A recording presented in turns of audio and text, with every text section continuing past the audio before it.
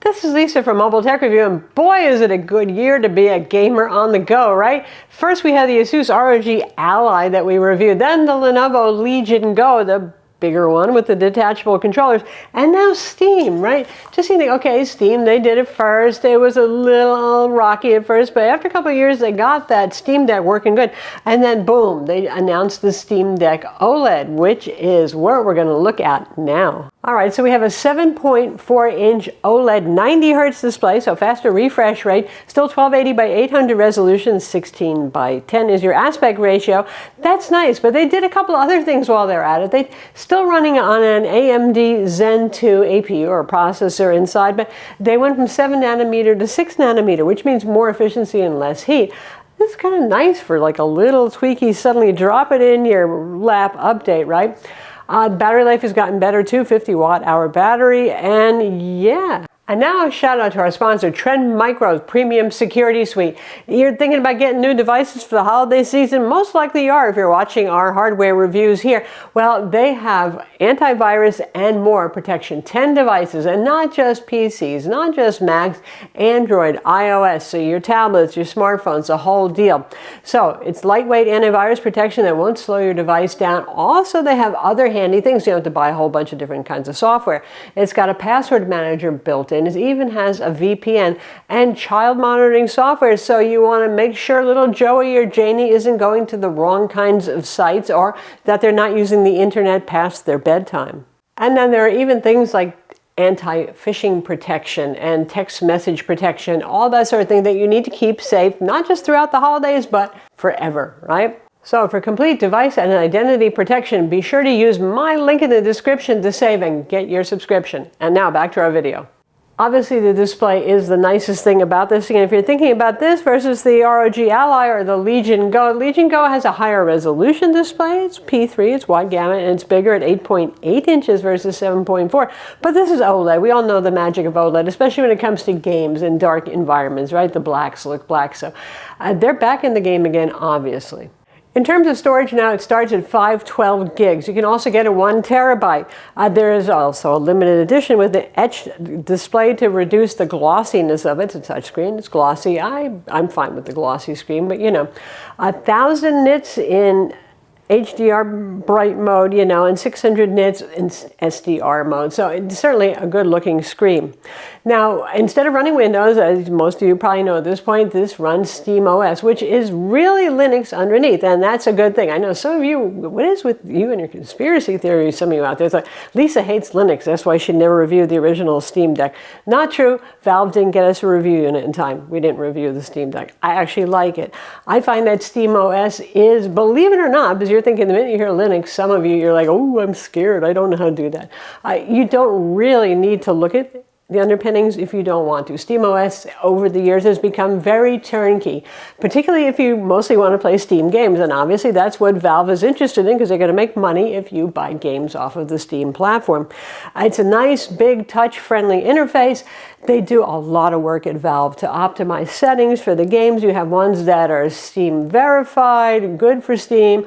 Some that says we don't know, but honestly they generally do work. They do a lot of stuff behind the scenes to really come up with some settings that work for various games, so it plays quite well. Yes, it doesn't have the performance of the Ally and the Legion Go, which are running on an even newer, faster Zen 3 platform, but you know, when it's unplugged, I find this one performs just as well, which is, I'm not the only one who has said that.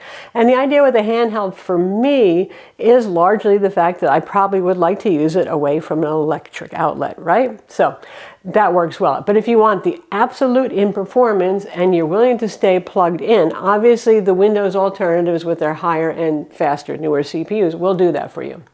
You have 16 gigs of low-power DDR5 RAM on board with this one. Oh, by the way, they're still selling the one of the formerly higher-end LCD models too for less money, but the OLED starts at $550 for the 512 gig model.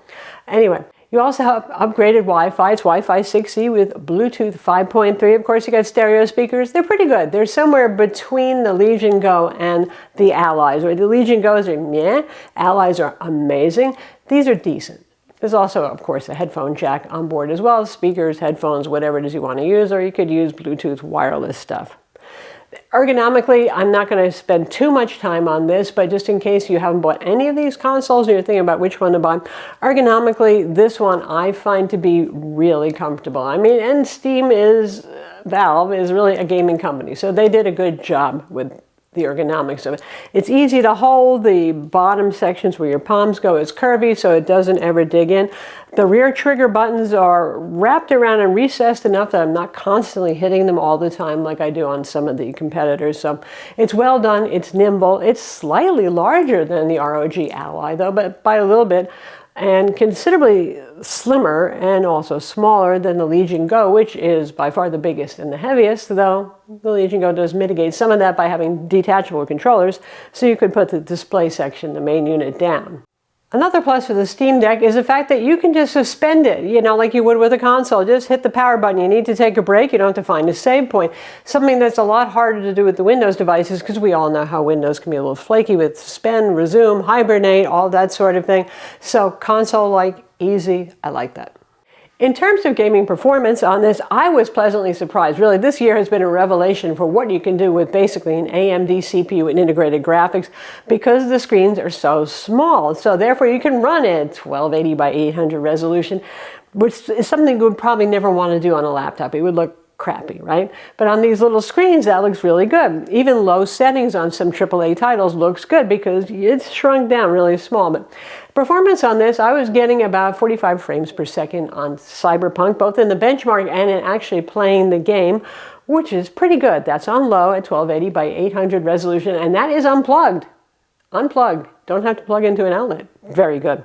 Playing games like Fallout New Vegas, which isn't technically even like a Steam certified game sort of thing because it's an older game, works fine, by the way. I'm maxing out the display at 90 frames per second. You got my 90 hertz display here. Red Dead 2 I find is always rocky on any of these devices. Mixed bag, but people are playing it on there. It's okay. And by the way, just because this runs Steam out of the box, right? It's not that hard, getting back to the whole Linuxy thing and usability.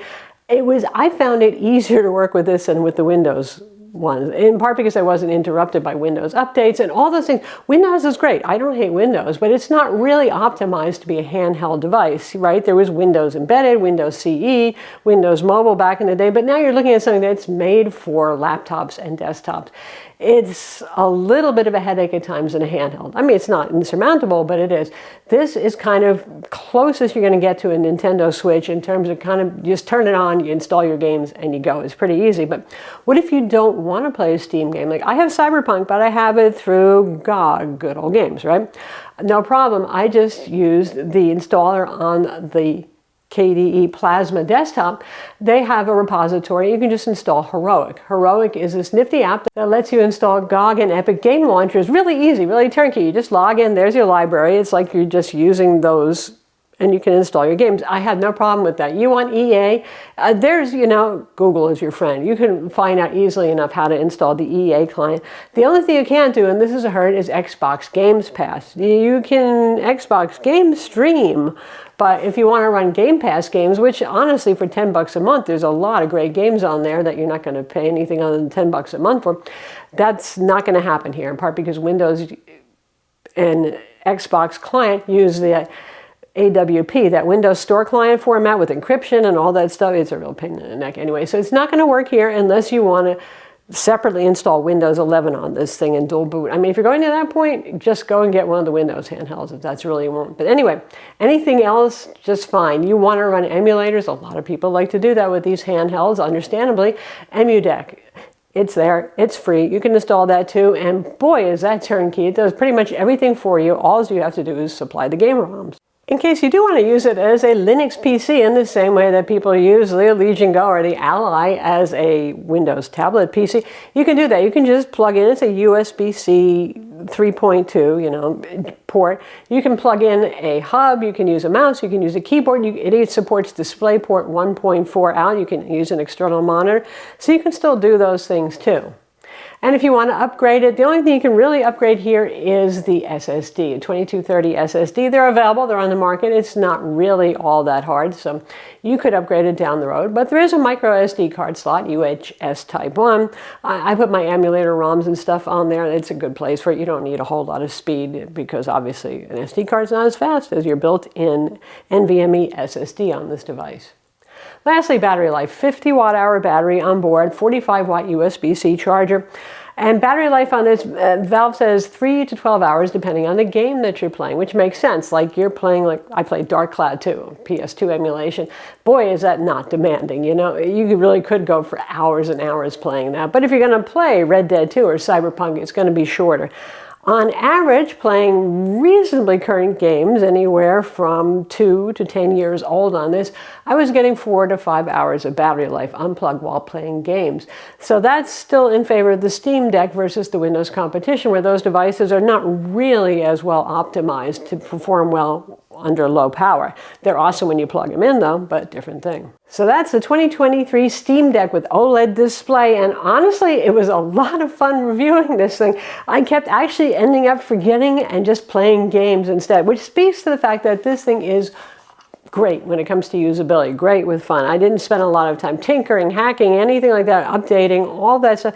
You just kind of get it and you just kind of play. And for me, a Nintendo Switch is too small. I have these really big hands and stuff, and the controls on this, very comfortable compared to a Switch. It's sort of like a Switch for adults. I'm Lisa from Mobile Tech Review. Be sure to subscribe to our YouTube channel for more cool tech videos, and thumbs up if you like this vid.